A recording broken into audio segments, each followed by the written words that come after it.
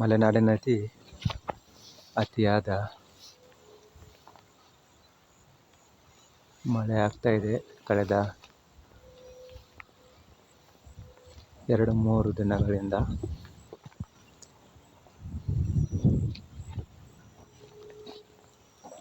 ಹೀಗಾಗಿ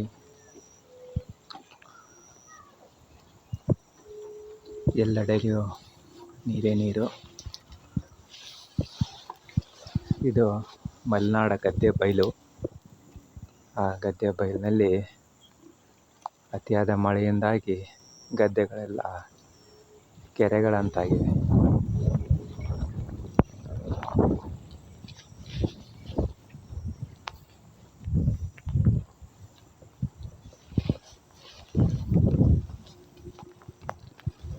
ನೀವಲ್ಲಿ ನೋಡ್ತಾ ಇರ್ಬೋದು,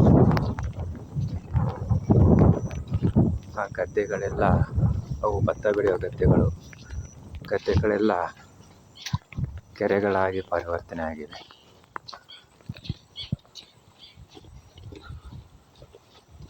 ಸುಮಾರು 1 ವಾರದವರೆಗೂ ನೀರು ನಿಲ್ಬೋದು. ಅದಾದ ನಂತರ ನೀರು ಹೋಗುತ್ತೆ. ನೀರು ಹೋಗ್ತಾರೆ. ಅದ ಪ್ರಕಾರ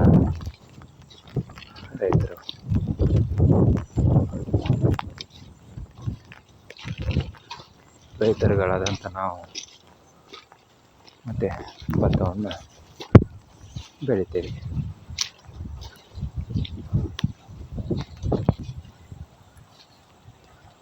ಅತಿಯಾದ ಮಳೆಯಿಂದಾಗಿ ನೀರೆಲ್ಲ ಓವರ್ಫ್ಲೋ ಆಗ್ತಾ ಇದೆ. ನೀವಿಲ್ಲಿ ನೋಡ್ಬೋದು, ಇದು ನಮ್ಮ ಮನೆಗೆ ಹೋಗೋ ದಾರಿ. ನೀರೆಲ್ಲ ಓವರ್ಫ್ಲೋ ಆಗ್ತಾ ಇದೆ.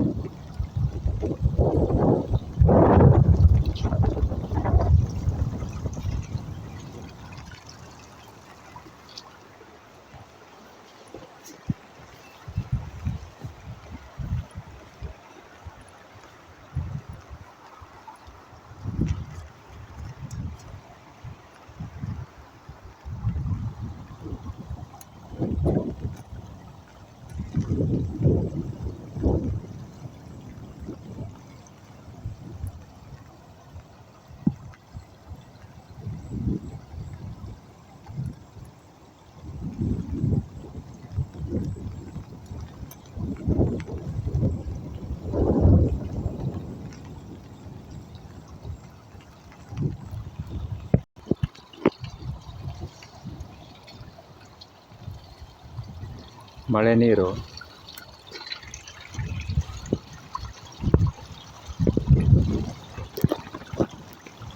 ಒಂದು ಕಡೆ ಶೇಖರಣೆ ಆಗಿ ಸರಾಗವಾಗಿ ಹರಿದುಕೊಂಡು ಹೋಗಲಿಕ್ಕೆ ಈ ರೋಡಿನ ಹತ್ರ ಟ್ರೆಂಚ್ ಮಾಡಿದ್ದೀವಿ. ಸೊ ನೀರು ಸರಾಗವಾಗಿ ಮತ್ತು ನೀರು ಹೋಗೋದಕ್ಕೆ ಅಲ್ಲಲ್ಲಿ ಈ ಥರ ಚಿಕ್ಕದಾಗಿ ಒಡ್ಡುಗಳನ್ನು ಹಾಕಿದ್ದೀವಿ. ಇದರಿಂದಾಗಿ ನೀರು ಅಲ್ಲಿ ಮೇಲಿಂದ ಹರ್ಕೊಂಡು ಬಂದಿರೋ ನೀರು ಇಲ್ಲಿಂದ ಟ್ರೆಂಚಿಗೆ ಶೇಖರಣೆ ಆಗುತ್ತೆ. ಅದೇ ಥರ ಸ್ವಲ್ಪ ದೂರ ಹೋದರೆ ಮತ್ತೆ ಇಲ್ಲೊಂದು ಟ್ರೆಂಚ್ ಇಲ್ಲೊಂದು ಅಡ್ಡ ಚಿಕ್ಕದಾಗಿ ಟ್ರೆಂಚ್ ಮಾಡಿದ್ದೀವಿ. ಈ ನೀರು ಮತ್ತೆ ಇಲ್ಲಿಂದ ಈ ದೊಡ್ಡ ಟ್ರೆಂಚಿಗೆ ಹೋಗುತ್ತೆ. ಈ ರೀತಿಯಾಗಿ ನಾವು ಟ್ರೆಂಚ್ಗಳನ್ನು ಇಲ್ಲಿ ನೋಡಿ, ನೀವು ನೋಡ್ತಾ ಇರ್ಬೋದು ಹೇಗೆ ಶಿಲಿ ಒಡೆದು ನೀರು ಬರ್ತಾ ಇದೆ ಅಂತ.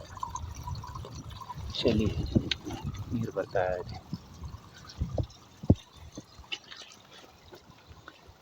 ಇದು ಈ ವರ್ಷ ಮಾಡಿರೋ ರೋಡಿನ ಪಕ್ಕ ಒಂದು ಈ ಥರ ಟ್ರೆಂಚ್ ಮಾಡಿದ್ದೀವಿ.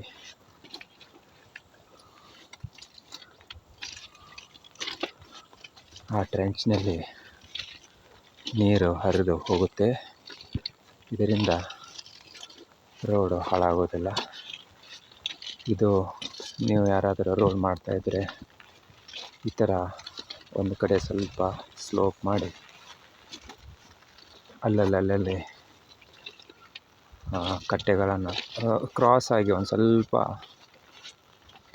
ವಿ ಆಕಾರದಲ್ಲಿ ಕ್ರಾಸ್ ಆಗಿ ಈ ಥರ ಅಲ್ಲಲ್ಲಿ ಚಿಕ್ಕದಾಗಿ ಒಡ್ಡುಗಳನ್ನು ಮಾಡಿ ಇಲ್ಲೊಂದು ಮಾಡಿದ್ದೀನಿ ಒಡ್ಡು. ನೀರು ಬಂದುಬಿಟ್ಟು ಈ ಟ್ರೆಂಚಿಗೆ ಜಾಯ್ನ್ ಆಗುತ್ತೆ. ಸೊ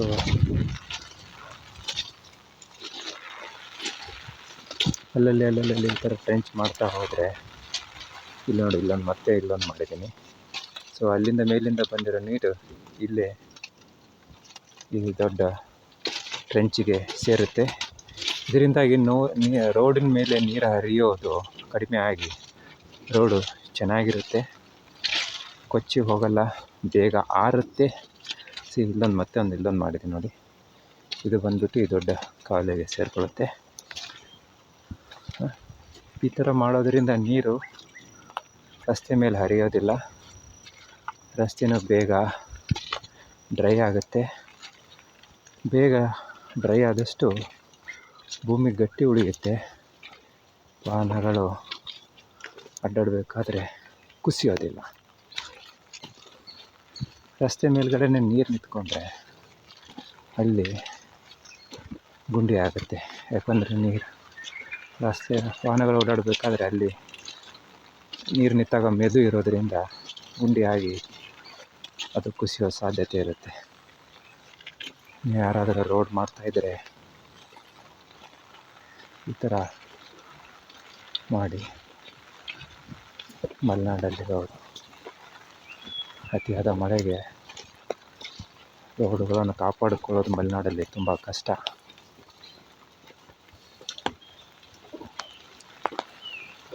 ಅಲ್ಲಿಂದ ದೊಡ್ಡ ಕಾವಲಿಂದ ಅದರಿಂದ ಟ್ರೆಂಚು ಇಲ್ಲಿವರೆಗೂ ಹಾಗೆ ಬರ್ತಾನೆ ಇದೆ.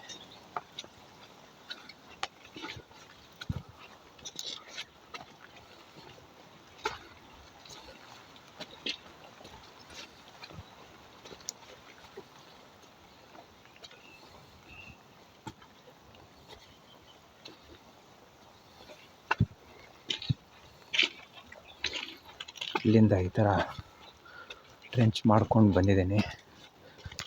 ಇದಕ್ಕೆ ಇಲ್ಲಂದರೂ ಬೆಳಗ್ಗೆ ಒಂದು 8:30ಗೆ ಇಟಾಚಿಯಿಂದ 8:30ಗೆ ಈ ಥರ ಸೈಡಲ್ಲಿ ಟ್ರೆಂಚ್ ತೆಗಿಲಿಕ್ಕೆ ಶುರು ಮಾಡಿ 4 ಗಂಟೆವರೆಗೂ ಮಾಡಿದ್ದಾನೆ. ಹತ್ತತ್ರ ಒಂದು 6ರಿಂದ 7 ಗಂಟೆ ಕೆಲಸ ಆಗಿದೆ. ಈ ಟ್ರೆಂಚ್ ಮಾಡೋದಕ್ಕೆ ಸಮಯ ತಗೊಂಡಿದೆ ಹಿಟಾಚಿಯಲ್ಲಿ.